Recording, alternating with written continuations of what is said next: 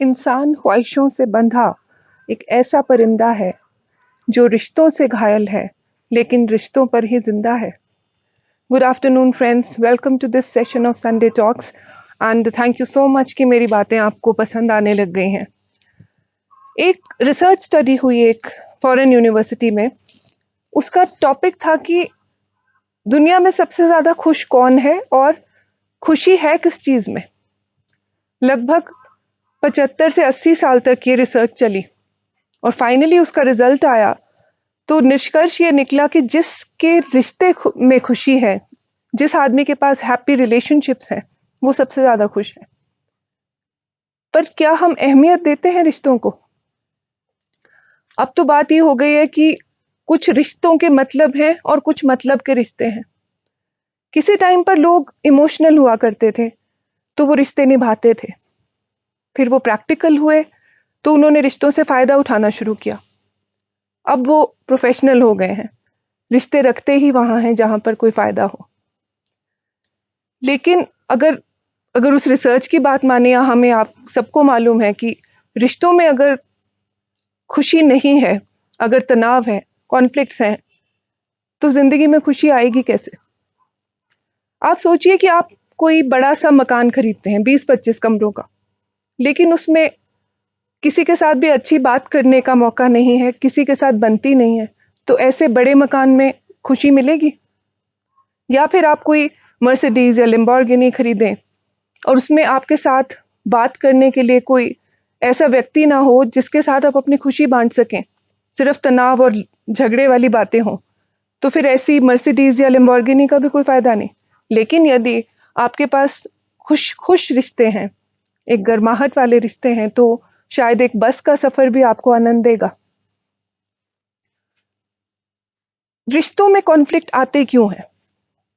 आप देखिए कि हस्बैंड वाइफ में, पेरेंट्स और बच्चों में, भाई भाई में, फ्रेंडशिप्स में कॉन्फ्लिक्ट्स क्यों आते हैं? उसका सबसे बड़ा रीजन है हमारी ईगो। हम जब अज्यूम कर लेते हैं कि क्योंकि मैं पेरेंट हूं तो मेरे बच्चे को ये बात माननी ही चाहिए, अगर मैं हस्बैंड हूं तो मेरी वाइफ को ऐसे बिहेव करना चाहिए, मैं बड़ा भाई हूं तो मेरे छोटे भाई को ऐसा बिहेव करना चाहिए, वो चाहिए जो चीज है उसमें फिर वो अंडरस्टैंडिंग की कमी होगी। क्योंकि जब भी अनइक्वल रिलेशनशिप होगा जिसमें म्यूचुअल अंडरस्टैंडिंग और रिस्पेक्ट की कमी होगी तो उसमें वो कॉन्फ्लिक्ट जरूर आएगा। इसके साथ साथ जब ईगो का एक और एग्जांपल दूंगी, कुछ ऐसे रिश्ते होते हैं जैसे कि सास बहू का रिश्ता। बात आती है परसेप्शन की कि आप किसी की कही बात को परसीव कैसे करते हो। जैसे कि मेरी मदर फॉर एग्जाम्पल मुझे बचपन से कहती आई कि बेटा कपड़े सही से पहनो, बेटा खाना अच्छे से आना चाहिए बनाना, आपको आपका कमरा साफ क्यों नहीं रहता। क्या हमें इस बात का बुरा लगता था? नहीं, बल्कि इस बात को कई बार हम ध्यान भी नहीं देते थे या फिर मान लेते थे, पर बुरा नहीं मानते थे। लेकिन सास जरा बोले कि भैया तुम्हारा कमरा थोड़ा साफ नहीं है, थोड़ा खाना ठीक बना दिया करो, क्या होगा इसका रिजल्ट? जबकि बात वही है, सारी उम्र अपने पति देव का सर खा जाऊंगी कि तुम्हारी मदर ने मुझे ऐसे कहा था। एक और एग्जाम्पल कि यदि कोई पिता अपने बेटे से कहे कि अपनी सोर्स ऑफ इनकम थोड़ी बढ़ाओ, थोड़ा सा अपना स्टैंडर्ड ऑफ लिविंग अच्छा करो, आप उसे एक पॉजिटिव सेंस में लेंगे। ससुर जी बोलेंगे कि थोड़ा सा बेटा इम्प्रूवमेंट होनी चाहिए, तो आप उसे अपनी ईगो पर लेंगे। बात वही, परसेप्शन दूसरी। और ईगो की वजह से जब स्पेस आती है, लोगों के बीच में डिस्टेंस आता है, तो फिर वो कम्युनिकेशन ब्रेक होते हैं। अब ये दूसरा reason, lack of communication, lack of right communication. लोग बात करनी छोड़ देते हैं एक दूसरे से। उसका रीजन कभी कभी मटीरियल, ज्यादातर आजकल के टाइम में मटीरियलिस्टिक होता है। एक को एक प्लॉट ज्यादा मिल गया, दूसरे को 2 कमरे कम मिल गए, बस सारी उम्र के लिए बातचीत बंद। जबकि बातें हम करेंगे बहुत महान कि देखिए क्या साथ लेके आए हैं, क्या साथ लेके जाना है। इन चीजों को हम जानते मानते हुए भी इम्प्लीमेंट नहीं करते। अपने आप से पूछें कि ऐसे कितने लोग हैं आपकी लाइफ में जिनके ऊपर आप टोटली डिपेंड कर सकते हो। किसी मुसीबत के समय में या किसी बहुत खुशी के समय में किसकी याद आपको सबसे ज्यादा आती है? कितने होंगे? 3, 4, 5? अगर डबल फिगर में ऐसे लोग हैं आपके पास तो आप बहुत लकी हैं। पर अगर वो 3-4 व्यक्ति भी हैं आपकी ज़िंदगी में, आप कितना उनके साथ कनेक्ट करते हो? कितनी बार आप अपनी मदर से कहते हो कि yes mamma I love you? कितनी बार आप अपनी वाइफ से कहते हो कि वो आपके लिए कितनी इम्पोर्टेंट है? कितनी बार हम अपने पेरेंट्स से या बच्चों से या भाई-बहन से या अच्छे दोस्तों को ये बात एक्सप्रेस करते हैं कि वो हमारे लिए क्या मायने रखते हैं? हम उन्हें टेकन फॉर ग्रांटेड ले लेते हैं। ये मान लेते हैं कि दूसरे को पता होना चाहिए कि वो मेरे लिए क्या मायने रखता है, लेकिन नहीं, एक्सप्रेशन बहुत ज़रूरी है। फिर आजकल ये जो टेक्नोलॉजी रेवोल्यूशन की वजह से जो समय आ गया हुआ है कि हर एक चीज़ को इस हमारे मोबाइल ने ओवरटेक कर लिया है। हम सुबह उठते हैं अपने मोबाइल के साथ, हम रात को सोते हैं अपना मोबाइल देखने के बाद। और इस पर एक किस्सा याद आया कि एक आदमी कहता है कल रात को ना घर पे लाइट चली गई थी, नेट कनेक्टिविटी नहीं थी, तो अपने बच्चों पेरेंट्स सबके साथ बैठा, अच्छा लगा, अच्छे लोग हैं वो लोग भी।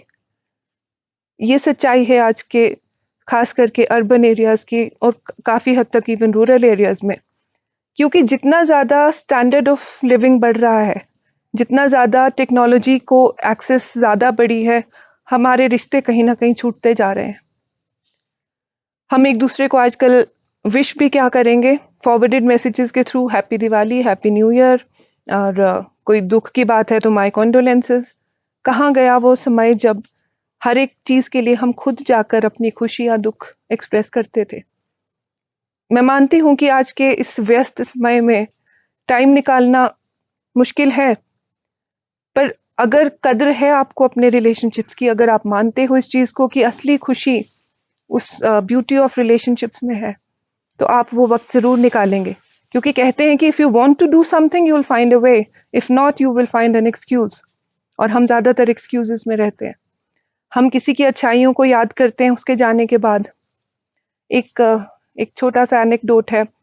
एक बार एक हस्बैंड वाइफ थे, बहुत ज़्यादा उनमें कॉन्फ्लिक्ट रहता था, झगड़ा रहता था, और एक दूसरे से उन्हें प्यार था, लेकिन उनके जो डिफरेंस ऑफ ओपिनियन की वजह से उनमें आपस में डिस्टेंस इतना बढ़ गया था कि वो हर हर वक्त झगड़ते रहते थे। तो एक दिन वाइफ को सोचती है कि आज तो मेरा बर्थडे है, देखती हूँ कि हस्बैंड आता है कि उसे याद है कि नहीं। हस्बैंड आता है, उसके हाथ में एक फ्लावर्स का बुके होता है और वो उसे बड़े अच्छे से विश करता है, और वो दोनों आपस में एक दूसरे के साथ डिस्कस करते हैं कि कहाँ हम लोग गलत हो गए। हस्बैंड वॉशरूम जाता है और तभी वाइफ को एक फ़ोन आता है। वो फ़ोन पुलिस का था। वो कहते हैं कि we are sorry to inform कि आज ट्रेन से उतरते वक्त आपके हस्बैंड की डेथ हो गई। और वो एकदम हैरान हो जाती है कि अभी-अभी तो मेरे हस्बैंड मुझे मिले, और उससे लगता है कि शायद वो उनकी सोल थी, जो उनसे लास्ट टाइम मिलने आई थी। और वो उस वक़्त रियलाइज़ करती है कि कहाँ उसने उस रिश्ते को छूट जाने दिया। कितनी ऐसी बातें थी जो वो लोग कर सकते थे, खुश रह सकते थे, ज़िंदगी कितनी खूबसूरत हो सकती थी, लेकिन उसे रियलाइज़ होती है अपनी गलती। तभी हस्बैंड वॉशरूम से बाहर आता है और वाइफ से कहता है कि अरे सॉरी, मैं बताना भूल गया, आज मेरा किसी ने पर्स मार लिया था। तो सिर्फ ये बताने के लिए एग्जाम्पल दिया था कि किसी के रहते हुए उसकी कदर करना सीखें। अंत में ये कहूँगी कि खटखटाते रहिए दरवाजे एक दूसरे के मन के, मुलाकातें ना सही, आहटें आती रहनी चाहिए।